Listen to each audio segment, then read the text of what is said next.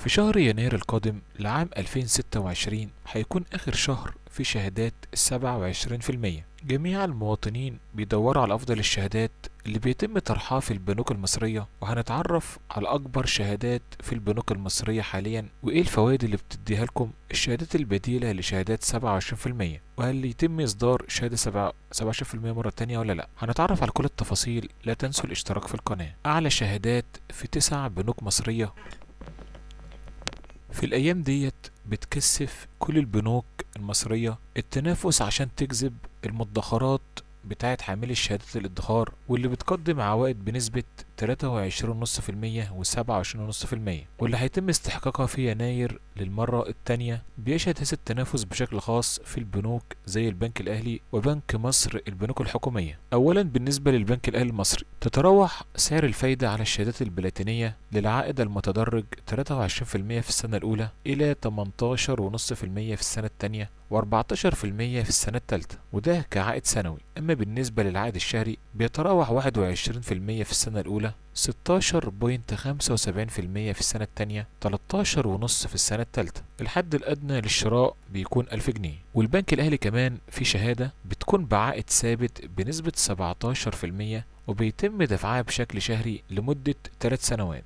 بالنسبة لبنك مصر بيقدم أكبر شهادة عنده هي شهادة القمة، الفايدة فيها بنسبة 17% وبيتم الدفع بشكل شهري. في كمان شهادة ابن مصر للعائد المتناقص، واللي بتبدأ من 20.5 في السنة الأولى و17.5 في السنة التانية و13.5 في السنة التالتة. البنك التجاري الدولي CIB بيقدم كمان شهادة اسمها بريمو الثلاثية، فايدة يومية بتوصل ل 15.75%، يعني 16 إلا ربع. فايدة شهرية بتوصل ل 16%. شهادة بلس الثلاثية بتقدم فايدة يومية بنسبة 15 وربع وفايدة سنوية بنسبة 15.5. الحد الأدنى للشراء بيبدأ من 500 ألف جنيه. بيقدم كمان بنك CIB شهادة برايم الثلاثية اللي بتقدم فايدة يومية بنسبة 15 إلا ربع وفايدة سنوية بنسبة 15% على دفعات شهرية، والحد الأدنى للشراء بيبدأ من 100 ألف جنيه. بنك HSBC بيقدم عائد ثابت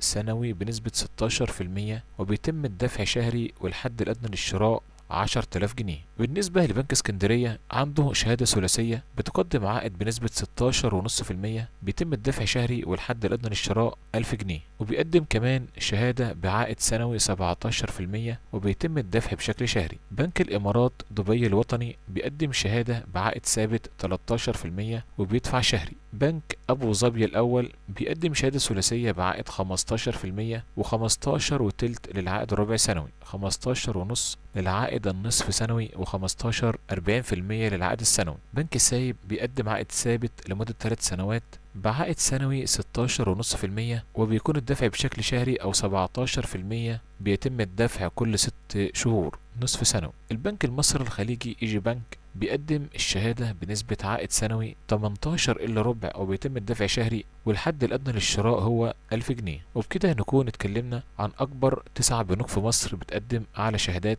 وبالنسبة لشهادة 27% مش متوقع إنها تنزل مرة تانية، وده بسبب اتجاه البنوك والبنك المركزي لخفض الفايدة باستمرار. لو عندك أي تعليق اكتبه أسفل الفيديو، ولا تنسوا الاشتراك في القناة.